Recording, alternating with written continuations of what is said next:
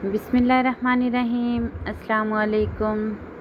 क्या हाल है व्यूवर्स, कैसे हैं आप सब? उम्मीद है कि आप सब ठीक होंगे। आज मैं आपके लिए बहुत ही ज़बरदस्त सी रेसिपी लेके आई हूँ, वो भी ओलपर के साथ। बहुत ही ज़बरदस्त मीठा आपके लिए लेके आई हूँ। इसके लिए मैंने कस्टर्ड लिया है, वो 2 चम्मच भर के, और दूध का आधा कप जो है वो मैंने ओलपर का दूध लिया है। तो आधा जो है 1 लीटर टोटल दूध लिया है, तो आधा जो है वो मैंने पतीली के अंदर डाल दिया था, और जी बाकी आधा कप जो है उसके अंदर मैंने कस्टर्ड को घोल लिया। और जी इसके अंदर हम चीनी डालेंगे हस्बे ज़रूरत। वैसे मैंने 4 टेबल स्पून डाली है, आप अपने टेस्ट के मुताबिक जो है वो आप डाल लीजिएगा। और थोड़ा थोड़ा कस्टर्ड करके डालेंगे इसके अंदर, और अच्छी तरह से इसको मिक्स करते जाएंगे। तेज़ आंच पे हम पकाएंगे इसको, बहुत ज़्यादा गाढ़ा नहीं रखिएगा।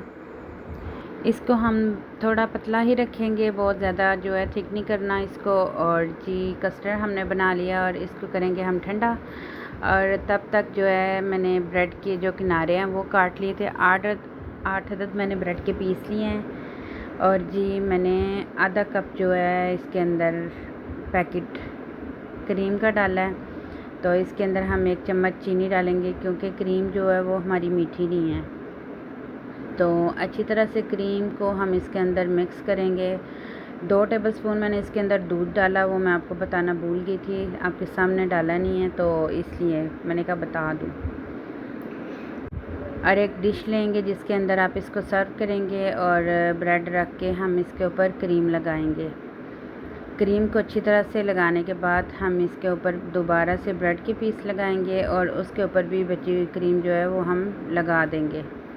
मैंने ओलपर की क्रीम ली है, और ओलपर का ही दूध लिया है। आप जो है घर का खुला दूध जो होता है वो भी ले सकते हैं, और घर की जो मलाई होती है वो भी आप ले सकते हैं। ज़रूरी नहीं है कि आप ओलपर की क्रीम या ओलपर का दूध ही डालें। तो इसको मैंने जो है अपनी पसंद के शेप में काट लिया था ब्रेड को, क्रीम लगा के अच्छी तरह से। और अब इसके ऊपर हम कस्टर्ड डालेंगे। कस्टर्ड जो है वो हमारा थोड़ा सा ठंडा हो गया था, तो हम इसको ऊपर डालेंगे थोड़ा थोड़ा करके। और जी अभी तक आपने मेरे चैनल को सब्सक्राइब नहीं किया तो पहले सब्सक्राइब कर लें, और बेल आइकन के बटन को ज़रूर प्रेस किया करें, ताकि आने वाली न्यू वीडियो का नोटिफिकेशन सबसे पहले देखने को मिले। वीडियो पसंद आए तो प्लीज़ लाइक और शेयर कर दीजिएगा। सारा कस्टर्ड जो है वो मैंने इसके ऊपर डाल दिया था, और अब इसके ऊपर हम गार्निश करेंगे थोड़े से बादाम और पिस्तों के साथ। ये ऑप्शनल है, अगर आपके पास अवेलेबल नहीं है तो आप इसको स्किप भी कर सकते हैं। ज़रूरी नहीं है कि आप डालें ही, ऐसे भी आप इसको एंजॉय कर सकते हैं। इसको अच्छी तरह से ठंडा करने के बाद फ्रिज में चिल अच्छी तरह से हो, फिर आप इसको एंजॉय करिएगा। आप इस रेसिपी को ईद के त्यौहार पे बना सकते हैं। आप इसको कोई गेस्ट आएँ तब बनाएं, आपके बच्चों का दिल करे या आपका कुछ दिल करे मीठा खाने का, तो आप इस वीडियो को ज़रूर ट्राई करिएगा। बहुत ही इजी और सिंपल रेसिपी आपको बताई है। ओके जी व्यूवर्स, मिलते हैं आपको एक न्यू वीडियो के साथ। मुझे दीजिए इजाज़त। अल्लाह हाफिज़।